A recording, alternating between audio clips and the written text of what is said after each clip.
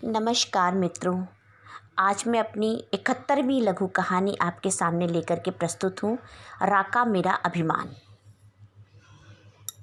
मित्रों, आजकल के ज़माने में लड़कियों को सबल बनाना बहुत आवश्यक है। इसी को आधार मान करके मैंने एक नई कहानी आपके लिए रचित की है। सुनिए, आपको अवश्य पसंद आएगी। पगडंडियों से भागती हुई घबराई सी वो लड़की बार बार पीछे मुड़कर देखती थी। इसी चक्कर में कई बार पत्थर पर लौट भी गई। तिनकों से कपड़े भी फट रहे थे। बस अब यहीं गिरकर प्राण निकल ही जाएंगे कि दो मजबूत हाथों ने उसे थाम लिया। उठो देवी। सामने एक बहुत ही बलिष्ठ बड़ी मूंछों वाला आदमी काले कपड़ों में खड़ा देख फिर से घबरा गई प्राची। डरो मत देवी, ये हाथ मजलूम की हिफाजत के लिए हैं। अब तुम बिल्कुल महफूज हो। आओ, मेरा सहारा लेकर चलो। प्राची सोच नहीं पा रही थी कि यकीन करे या नहीं। कहीं ऐसा न हो ये उन दरिंदों से भी ज़्यादा भयानक निकले। आओ देवी, मेरे गंतव्य तक चलो। तुमको आराम की ज़रूरत है, फिर जहाँ कहना मैं पहुँचवा दूँगा। पर आप हैं कौन? राका। OMG, राका! ये तो डाकू है। इसके तो बहुत किस्से सुने हैं। जो दूसरों को मारने में मिनट नहीं लगाता, उसके पास मैं महफूज कैसे? देवी, तुम्हारी असमंजसता को मैं समझ रहा हूँ, पर यकीन मानो, यह औरत हमारे लिए पूजनीय है। मैं केवल दलालों से ही बदला लेता हूँ। गरीबों, बच्चों, महिलाएं, ये मेरे लिए सभी पूजनीय हैं। मेरा इंतकाम तो केवल पूंजीपतियों से है।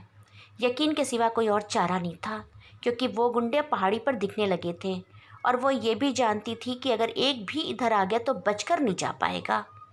चलिए, मैं चलती हूँ आपके साथ, कठिनाई से वो बोली। पहाड़ियों पर ही एक गुफा को घर का नाम दिया था राका ने।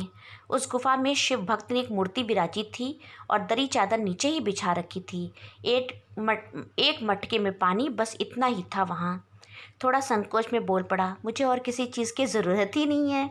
गांव वाले प्रेम से खाना दे जाते हैं और मुझे क्या ज़रूरत। राका को कुछ कुछ समझने लगी थी प्राची।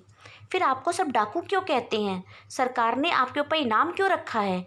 आप तो बहुत सादा जीवन बिता रहे हो। अगर मैं तुमको अपनी बहन कहूँ तो तुम्हें बुरा तो नहीं लगेगा? जी नहीं। सुनो बहना, मेरे माँ बाप को ठाकुरों ने मेरे सामने ही मार डाला और जबरन मुझे अपनी हवेली में कैद कर दिया। एक दिन उसके बेटे का मर्डर करके मैं भाग निकला। बस तब से ही भटक रहा हूँ। अब मैं ठाकुरों की तिजोरियाँ उड़ाकर गांव वालों में बांट देता हूँ, किसी के बच्चों की पढ़ाई के लिए तो किसी बहना की शादी के लिए। यकीन करना, मेरे गाँव में बहनों से शादी करने को तरसते हैं युवक। राका के बारे में जानकर प्राची बहुत प्रसन्न थी, पर आशंकित भी थी। अगर घर वालों को और पुलिस को ये पता चल गया कि वह राका के पास रुक कर आई है तो उसकी खैर नहीं। उसकी इस विषम परिस्थिति को भी राका ने मन ही मन जान लिया। सुनो बहना, कल मैं तुमको नीचे के गांव में पंडित रामकिशन के घर छोड़ आऊँगा। वही कोई कहानी सोचकर तुम्हारे माँ बाप को बुला लेंगे। अब मुझे उन लड़कों के नाम बताओ जिन्होंने मेरी बहन की तरफ आँख उठाई।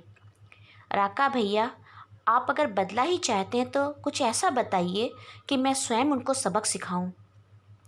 ठीक है बहना, नीचे गांव में ही विजय आनंद पहलवान है, उसे मैं बोल दूंगा। वो तुमको कुछ अच्छे दांव पे सिखाएगा। तुम खुद ही सबल बनो तो मुझे बहुत खुशी होगी। तुम खुद सबक देना ऐसे हिजड़ों को। दूसरे दिन विजय आनंद ने राका के कहने पर प्राची का पूरा जिम्मा ले लिया। दूसरे दिन पंडित रामकिशन ने प्राची के घर वालों को बुलाकर एक छोटी कहानी बना दी। साथ ही विजय ने भी प्राची को सबल बनाने पर जोर दिया। प्राची, आओ और मेरे अखाड़े में देखो कि कितनी बहनें हैं जो आत्मनिर्भर बन रही हैं। सचमुच गांव की बहुत लड़कियां दांव सीख रही थीं। बाबूजी, केवल 20 दिन का समय दीजिए, आप प्राची को पहचान भी नहीं पाएंगे। माँ बाप को भी सब उचित लगा और प्राची को पंडित जी के सुपुर्द कर दिया। आज 20वां दिन पूरा हो गया। प्राची बड़ी कुशलता से पटखनी देना सीख गई थी और आज परीक्षा के मुताबिक उसे घर पगडंडियों पे अकेले ही जाना था। ये वही पगडंडी थी जिन पर 22 दिन पहले वो आई थी। पीछे पीछे राका और विजय भी दूरी बनाकर चल रहे थे। हमेशा की तरह पहाड़ी पर बैठने वाले लड़कों ने देख लिया था। अरे वो देखो चिड़िया, आज साली बच के न जाने पाए। उस दिन तो बच गई, पर आज छोड़ने की गलती ना कर बैठो सारे। प्राची बेफिक्र थी। सामने से कूद कर आ गए वो सारे भेड़िए। दो ने पीछे से हाथ पकड़ लिया। अरे ये क्या, जबरदस्त लात पड़ी विश्राम स्थल पर। चीख दूर दूर तक गई। दो सामने वालों ने भी कुछ हवा दिखाने की कोशिश की तो प्राची ने उनका भी वही हाल किया। ताबड़तोड़ पैर हाथ चल रहे थे। आज तो इन चारों के विश्राम स्थल का सफाया करके ही रहूंगी। प्राची पर तो जुनून सा छाया हुआ था। दयनीय अवस्था में पड़े कराहते हुए उनको आखिरी लात मारकर वो आगे बढ़ी तो सामने से राका आकर खड़ा हो गया। भैया, मेरे भैया, अभिमान है मुझे आप पर। मेरी बहना, हमेशा ऐसे ही रहना। चल, तुझे गांव के बाहर छोड़ दूं। रास्ता आसान हो गया था। धन्यवाद मित्रों। मेरे मित्रों, मेरी ये नई कहानी राका मेरा अभिमान आपको अवश्य पसंद आएगी। अपनी भी बहन बेटियों को सबल बनाइए, यही आपसे गुजारिश है, आपसे निवेदन है। मैं अपनी 72वीं कहानी के साथ अगली बार पुनः उपस्थित होंगी।